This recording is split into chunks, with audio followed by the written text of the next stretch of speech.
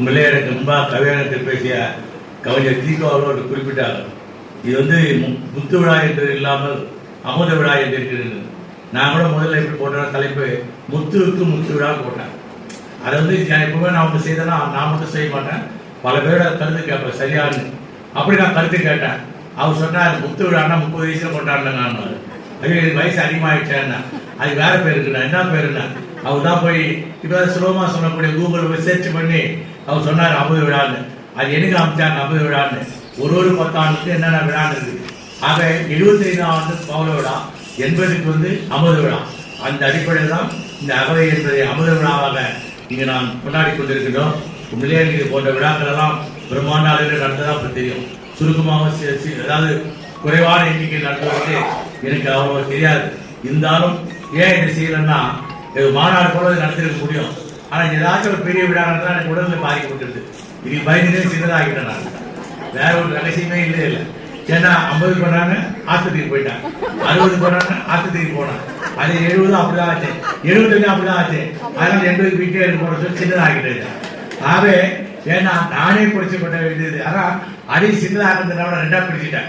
ஏன் ஒரு இடத்துல வைக்கிறது, காலையில எங்க தெல்லாரில் கல்லூரியில் ஒரு விழா, மாலையில் இங்க 2 விழாவை கண்டது எனக்கு சிரமம், ஐயா அவருக்கு சிரமம். ஏன்னா ஐயா 2 விழா கண்டுட்டாங்க. நம்ம சிறப்பு விழா ஐயா சங்கம் முடியலாம். நான் விழா நடத்தணும்னு சொல்லும்போது நான் அலைபேசி தொடர்பு யார் அழைக்கலாம்னு சொல்லிட்டு நான் சும்மா கேட்டேன். ஐயாவுக்கு அலைபேசி தொடர்புன்னு நீங்க ஒரு கல்லூரியில் ஒரு விழா, அதுக்கு உங்களால் 25ஆம் தேதி வர முடியுமான்னு கேட்டார். கல்லூரி விழா தானே, சரி நான் சொல்றேன்னாரு. இல்லை கல்லூரியில் என்ன விழான்னு கேட்டாரு. அப்பதான் நான் சொன்னேன் கல்லூரியில் இது மாதிரி அமுத விழான்னு சொன்னேன். அப்படின்னா என்னன்னாரு, எனக்கு தான் அந்த விழா அப்படின்னா கல்லூரிக்கு சொல்றேன் ஒன்றும் சொல்றேன் எனக்கு ஒன்றுமே புரியலையாரு. அப்புறம் நான் விளக்கமா சொன்னேன் இந்த விழாவை பத்தி. ஐயா அப்படின்னா சொன்னது உடனே நான் எத்தனை நிகழ்ச்சிகள் இருந்தாலும் சரி அந்த அமுத விழாக்கு 25ஆம் தேதி எல்லா நிகழ்ச்சியிலும் ஒத்தி வைத்து விட்டு முத்துவுக்காக நான் வாழ்த்த வேண்டும். ஏன்னா நீங்க அமுத விழா என்பது என் வயசு நான் தெரியுமா, நான் சொன்னதாங்க தெரியும். அவர் சொன்னா 90 வயசுன்னு. அதனால என்னை விட உங்களை வாழ்த்துவதற்கு தகுதியானவர்கள் யாரும் இருக்க மாட்டார்கள். ஆகவே அந்த தகுதிப்படுத்த தமிழ்நாட்டில் ஒரே ஆள் நான் தான்.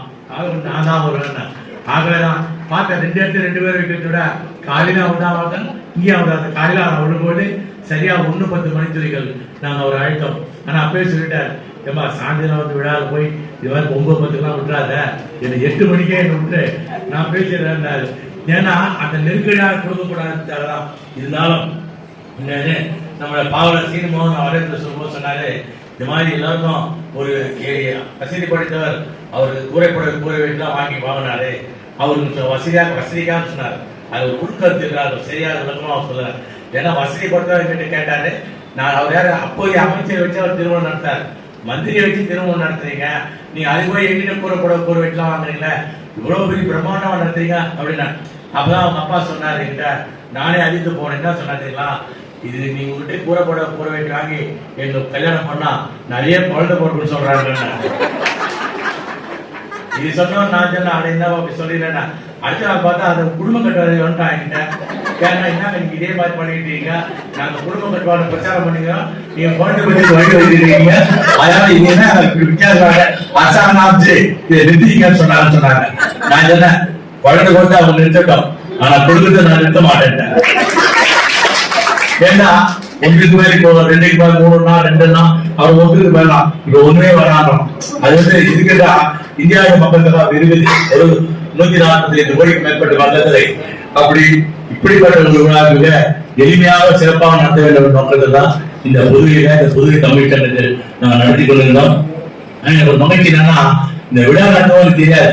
2 நாளைக்கு முன்னாக அதாவது அனைத்திலே தமிழ் சேனல் கூட்டணி சொல்லிட்டு சென்னையில ஒரு தமிழ் சான்றோர் மாநாடு நடத்தாங்க. சென்னை திறந்தவெளி பல்கலைக்கழகத்துல அது விஐடி வேற விஸ்வநாத் அவர்கள். அந்த மாநாட்டு என்னன்னா அனைத்திலே தமிழ் சேனல் கூட்டணி தலைவரா நான் வேணாம் சொன்னது முடியாதுனால நான் சிரமப்படுவேன்னு சொல்லிட்டு, இல்ல நீங்க தான் சொல்லிட்டு என்ன தலைவராகவும் டெல்லி தமிழ் சேனல் முகுந்தன் அவர்களை பொதுச் செயலாளராகவும் மேலும் உறுப்பினர் செய்திருக்காங்க. எதுக்காக நேரத்தை சொன்னா 80 கொண்டாடா நினைச்சா எனக்கு ஒரு புது பழகி ஒன்று. அதனால அந்த மாதிரி மகிழ்ச்சியான ஒரு நிகழ்வை நான் உங்களிடம் உரையாற்றிக் கொண்டிருந்தேன். உண்மையிலே ஐயா மட்டுமல்ல, இங்க வருடத்தில் ஒவ்வொருவரும் பெயர் சொல்லி என்னால் அழைக்க முடியும். இதுதான் நேரத்தின் அனுமதி நீங்க வருகை தந்து வாழ்த்து நான் நன்றியை தெரிவித்துள்ள வாழ்த்து சொன்னா ஐயா பேசி முடிச்சோன்னா வாழ்த்து இருக்கு. அதுக்கு பிறகு நீங்க வந்து துண்டு சாலை அனுப்புவதான் அனுப்பிக்கலாம். நான் இந்த பாண்டிச்சேரியில இருந்த அனுப்பி மட்டும் அந்த செய்தி நான் போடல. ஆனா தமிழ்நாட்டில் என் எல்லாம் நான் போட்டேன். அதாவது துண்டு சாலை, அதாவது வேறு ஏதாவது மலர்களிடம் மலர் மாலைகள் மற்றும் வந்து வாழ்த்து மலர் இவர்களை கொண்டு வருவதை வழங்குவதை தவிர்க்க வேண்டும் என்று சொன்னேன். ஆனா யாரும் கேட்ட மாதிரி இல்லை. அந்த மாவட்ட தெரியும், இதை சொன்னாலும் யாரும் எப்போ கேட்கவே மாட்டாங்க. நீங்க கேட்க போனா அவங்க தான் போவாங்க, வேற வழி இல்லைன்னு அங்கேயே அப்படி நடந்தது. 3 4 மணி வரைக்கும் அந்த நிகழ்ச்சி அங்க நடந்தது.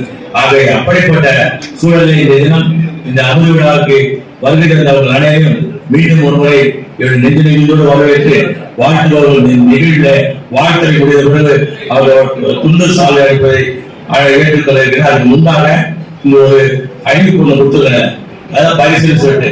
நீங்க பரிசுனா என்ன கொடுப்பீங்க? பரிசு கேட்கலாம், எல்லாருமே பரிசு கொடுத்தா எனக்கு எண்ணம். ஆனா எத்தனை ஆண்களுக்கு பெண்களும் தெரியாது. நான் வெறும் பெண்களுக்கான பரிசு வாங்கினா வச்சுக்கேன், அது ஆண்களுக்கு கொடுத்தா பெண்கள் பரிசு எனக்கு தரேன். இல்ல ஆண்களுக்கான பரிசு வாங்கினா வச்சுக்கீங்க, எங்க ஆண்கள் பரிசு எங்க சொல்லாங்க. இதெல்லாம் பார்த்து இதுவும் வேணா அது வேணா, அதெல்லாம் ரொக்க பரிசாக கொடுத்துரும், அது வந்து பணமாக கொடுத்துரும், நம்ம பாண்டிச்சேரி சொல்ற மாதிரி காசாக கொடுத்துரும் சொல்லி ஒரு முடிவு பண்ணிதான் ஒவ்வொரு கவலையும் ஒரு தொகை அதுல போட்டு அந்த தொகை வழங்கி இருக்கணும். எல்லாம் எல்லாரும் பேர் எழுதி போட்டாங்க. நான் எங்க ஊர்ல போய் பேர் எழுதி காலையில போட்டேன். முதல் பேர் நான் தான் போட்டேன், எனக்கு பின்னாடி எல்லாரும் போட்டாங்க, ஐயாவும் போட்டாரு.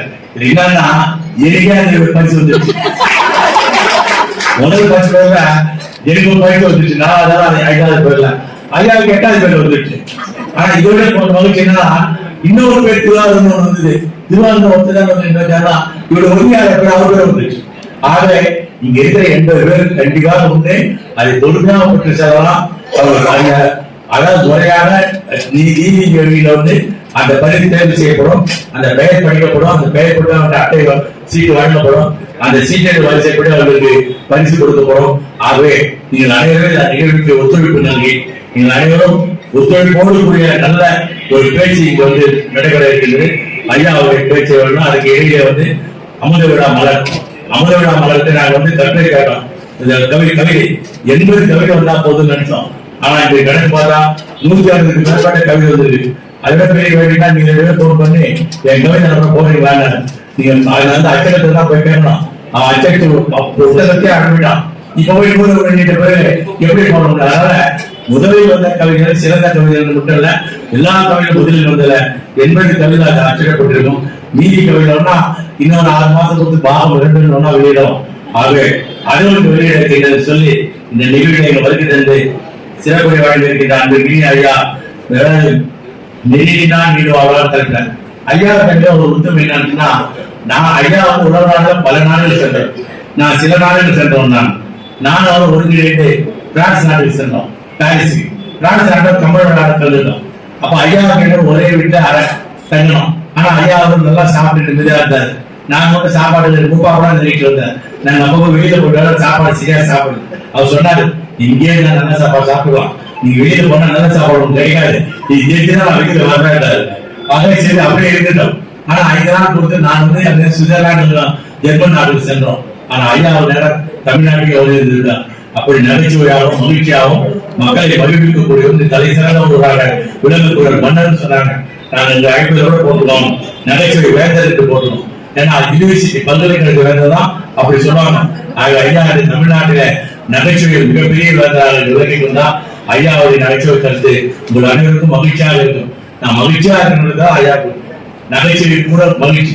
ஆக எப்பவுமே நம்ம சிரமப்பட்டு துன்பமா இருக்கிறார், எதுவும் சரி மகிழ்ச்சியாக நினைப்போம். நான் ஆக அந்த மகிழ்ச்சிக்கு உரியவராக இங்கு வருகின்றது ஐயா சண்முகர்களுக்கும் இங்கு கௌரவ அனைத்து பொதுமக்களுக்கும் பின்னணி வாழ்க்கை வாழ்ந்து வந்திருக்கிற அனைவருக்கும் வரவேற்பு நல்கியிருக்கும்.